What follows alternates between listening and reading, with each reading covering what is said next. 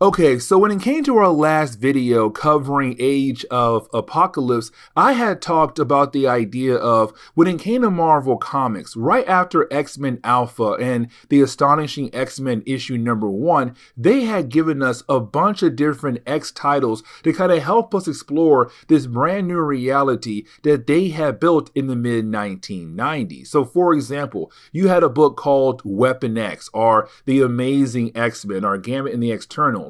You had all these different books being used as a way to explore this brand new reality that Marvel had given us. Now, with all that being said, I have found a reading order for us to use when it comes to our coverage over this event. But here comes the big problem with the reading order. You see, when it came to Marvel Comics, they had released all these different books all at once. So for example, if you went into the comic book store back then, you had all these different issues 1 popping up left and right. You had Amazing X-Men, Generation Next, Gambit and the Externals, all these different books just popping up left and right, and it kind of got a tad bit confusing on which order to actually read the books. And so you have folks out there begin to build different types of reading orders for this event, because sometimes you can read issue 1 from one series, but then have to jump over to another issue 1 from a different series. And so that is why I said in our videos, we're going to cover like 2 different issues from 2 different books to kind of help our coverage of this event. And so we're going to start off with Generation Next. Now, Generation Next is a series that's currently replacing, well, Generation X, a group of young mutants that's being trained under Magneto's school, or possibly one of Magneto's members of the X-Men. Now, in the series prior to Age of Apocalypse, you had Banshee and Emma Frost be the 2 people to train the young mutants, but in this reality, it's not those 2 going out of their way to train the new wave of mutants. Instead, it is Colossus and Kitty Pryde. And for me, that is kind of, well, interesting. But as we get into the opening pages of the storyline, we are getting the chance to meet this team for the first time in this reality. Now, the first person we are actually meeting is a character known as Chambers. Now, in the old timeline, when it came to Chambers, when his mutant powers had manifested, it blew a hole in his chest and also the lower part of his mouth as well. And of course, his body was now being filled with psionic energy. Now, with that energy, it did replace his needs for food or sleep or anything else needed to keep the body alive.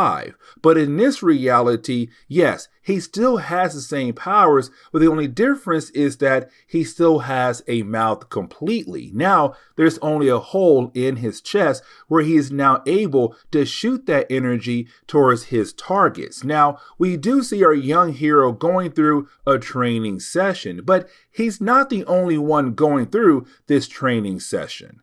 And that would be Paige Guthrie. Now, Paige Guthrie is the younger sister to Cannonball. Now, in the old timeline, it was Marvel kind of using her as a way to help bring in the next generation of mutants. It's kind of cool because right after she had appeared, you then had a wave of brand new characters to help join her to form a brand new team. And of course, that team was called Generation X. But then we got to move on to another character. And that would be Mondo. Now, when it comes to Mondo, we haven't really had the chance to really talk about this character when it came to our coverage over the X-Men. And the reason why, because he barely appeared in Generation X before we had to dive into Legion Quest, which then led into Age of Apocalypse. But for Mondo, he has the ability to absorb organic and inorganic material into his body to kind of help grow his size to allow him to do all different types of things. Now,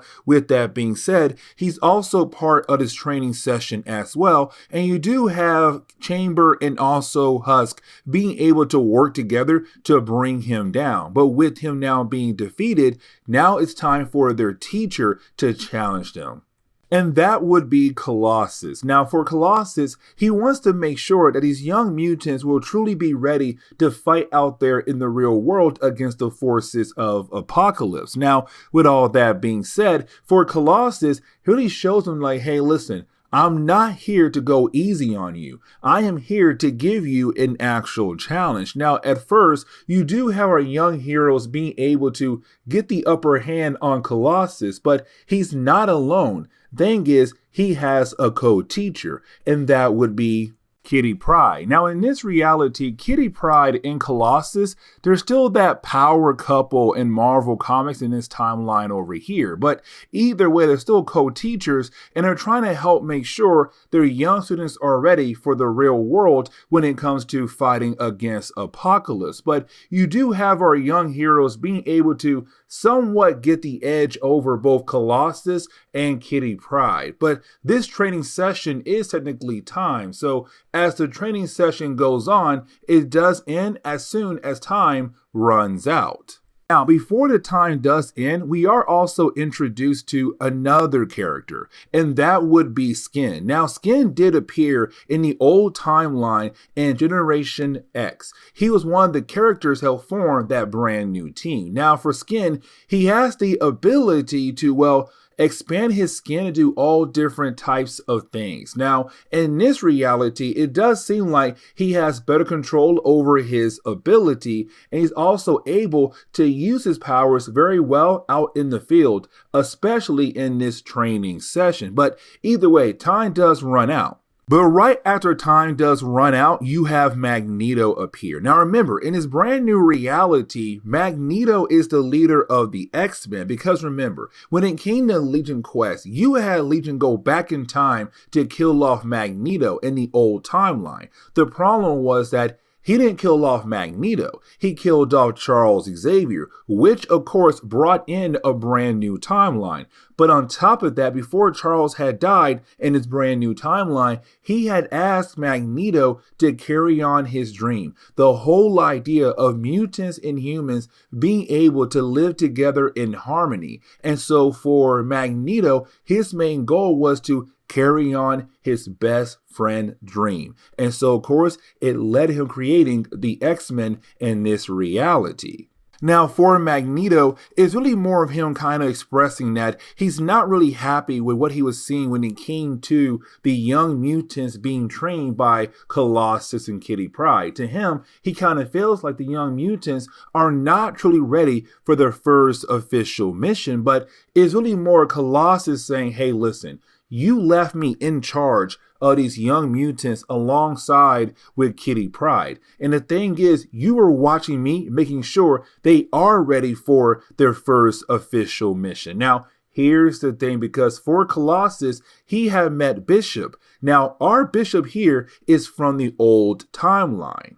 And the reason why I'm saying the old timeline, because when it came to Legion, when he went back in time to kill off Magneto, but killed off Charles Xavier, it got rid of the old timeline we all knew and loved, but brought in a brand new timeline, Age of Apocalypse. Now, for Bishop, he's from the old timeline. You had 4 X-Men go back in time to hopefully stop Legion. The problem was that they had failed. Then when they had failed, of course, you had Legion and some members of the X-Men get pulled back in the time stream to help bring in a brand new timeline. But for Bishop, he has stayed behind. And so he was able to live a life in this brand new timeline that was created. But here comes the catch, because for Magneto of this reality, he had looked into the mind of Bishop and realized that this timeline should have not been alive at all. It should not be here at all. And so for Magneto, his main goal is to bring in the old timeline, because he realized the old timeline is better than the brand new timeline that was created. But for Magneto, he's kind of like, okay, listen, we need the means to time travel back in time to hopefully bring back the old reality that's better than this reality right here. The problem is that for Apocalypse, well, he went out of his way to make sure that, hey, you know what? no mutant out there that has the ability to time travel should be alive. I want to make sure that this reality, this world that I have created is protected very well. But for Magneto, he's kind of like, nah. There has to be one mutant that might have the ability to time travel to help save this new reality. And so while you have our heroes look through the files of Apocalypse, you have Colossus realize there's somebody who is alive that's very close to him. And that would be Illyana, his little sister. Now, for Colossus, he was told that she had died, but it seems like she is alive and well. And so it could be her to help bring in the old reality that's a whole lot better than this reality. Now, the next book we have to talk about would be Weapon X. Now, Weapon X is, of course, all about Wolverine, but also about Jean Grey, because in this reality, you have the two characters being able to get together. Because remember, with the death of Charles Xavier, you had a lot of changes be done to all the different characters we all love and care for. So for Weapon X, Wolverine, or Logan, he was able to give it Jean Grey because Jean Grey had joined Magneto's X-Men. Now, by this point in the timeline, these two characters, they had left the X-Men behind and began to work for Mr. Sinister. And matter of fact, they're also working for the Human High Council. And the Human High Council, their main goal is to help out all the humans who are still in North America get away and come over to Eurasia. But here's the catch though, because they're also trying to find a way to get rid of Apocalypse. Now, when it comes to Weapon X and also Jean Grey, they're working with the Human High Council. So you have the two mutants get another mission from them. They have to go over to one of the control towers for Apocalypse in the mid-Atlantic seawall area. Now, there is a special reason why they're doing this mission to help out the Human High Council. So as we dive into Weapon X issue number 1, we pick up with Logan and also Jean Grey riding on the back of a Sentinel as it crashes into the control tower that's being controlled by the forces of Apocalypse. And there is something else we have to talk about, the whole idea of Cyclops and also Havok. And the reason why, because in this brand new timeline, these two characters were adopted by Mr. Sinister. And so with them being adopted by him, they fell in line and worked for Apocalypse as well. And the reason why I'm bringing this up because for Weapon X and also Jean Grey, when they arrived at the Watchtower trying to bring it down, well, the security there said, hey, listen, we have two alpha mutants here trying to attack the place, kind of showing us that they're very big threats in this reality. And so they needed the help of an alpha mutant, and that brought in Havok. Now, with Havok, we do learn a whole lot more about Jean Grey and also Logan in this reality. You see, we had learned a while ago that there was a point in the timeline where Jean Grey was captured. Now, for Jean Grey being captured, that was pretty huge because apparently she was kept in one of the breeding camps for Apocalypse. Now, here's the thing though, because she ran into Cyclops at that camp. Now, for Magneto, even though Jean Grey was part of his X-Men team, he did not go out of his way to save Jean Grey's life. It was Weapon X, Logan, who went out of his way to go save the life of Jean Grey. Now, when he did that, he ran into Cyclops apparently. And apparently there was a battle to the point where Logan had lost a hand. And so that explains how Logan only has one hand at the moment in this reality. Now, the battle is very short-lived because honestly, you do have Jean Grey try her best to hold off against Havok on her own, and I kind of feel like she would have been able to easily take down Havok. But again, because in this reality, she was not taught by Charles Xavier, she was taught by Magneto, it does seem like she has not been able to tap into her full potential. But either way, you do have Havok being that guy to take her down. Now, luckily for Jean Grey, Logan does come back to take out Havok. Now, Havok does survive the attack from Logan, but you do have the two characters try to leave. And the reason why, because their main goal was just to come here and shut the tower down. And the reason why, because, well, we do learn as our heroes trying to leave on the back of a Sentinel, they fly by a bunch of other Sentinels flying into North America with these aircrafts to kind of be used as transports to help get out the last few humans in North America that have been trapped there because of Apocalypse. Because at this point in time, he's the sole ruler of North America. Now, with all that being said, they had to wait until Weapon X and Jean Grey were able to bring down that watchtower that would then allow them to fly into North America to get those humans out of there. So that was their mission for the High Human Council. But now we have to jump over to Apocalypse, Scott Summers, Holocaust, the son of Apocalypse, and Abyss as well. And the reason why, because you have Cyclops informing Apocalypse what he had learned about Mr. Sinister. Because remember, by this point in the timeline, Mr. Sinister had officially left the Apocalypse side and trying his best to bring down Apocalypse. Now for Cyclops, he had learned that there were two mutant couriers who went over to the High Human Council and gave them some very vital information that also came from Mr. Sinister. Now for Cyclops and Apocalypse, they have no idea who those two mutants are until you didn't have someone contact Apocalypse to tell him all like, hey, one of our watchtowers was just attacked by two alpha power level mutants. And of course, that will be Weapon X and also Jean Grey. Now for Holocaust and Abyss, they know Weapon X very well. And the reason why, because what he did to Cyclops. Now remember, Cyclops did take a hand of Logan, but Logan also took an eye of Cyclops. Now for Apocalypse, he's kind of like, listen, I got plans on plans, and don't worry, sooner or later, I should be able to handle Weapon X and also Jean Grey.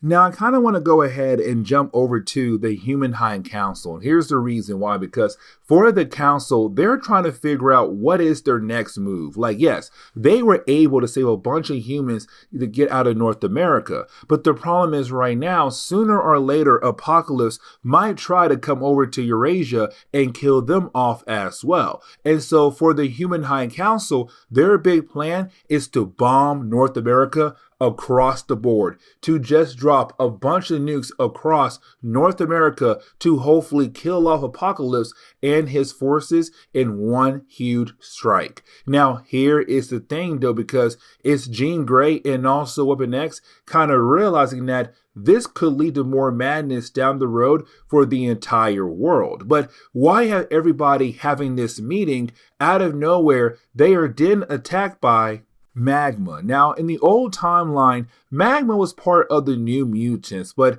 after New Mutants kind of ended, Magma unfortunately kind of fell in the background with some other characters of the X-Men. Now, for Magma, in this reality, she's working for Apocalypse, and apparently her goal was to kill off the Council. Now, luckily for the Council, you had Weapon X there, so he was able to sneak up behind her and stab her through the back to officially kill her off. Now, after she had died, you didn't have the council say, you know what, it's time for us to go ahead and get rid of Apocalypse. And so you have the Human High Council go ahead and show us they have all these different blimps that could most likely be used as a way to carry nukes over to North America and drop those nukes right on North America to hopefully kill off Apocalypse, but also his entire empire as well. And so this is where we're going to end today's comic book video. So please leave me a like down below and subscribe. But guys, see y'all next time. Later.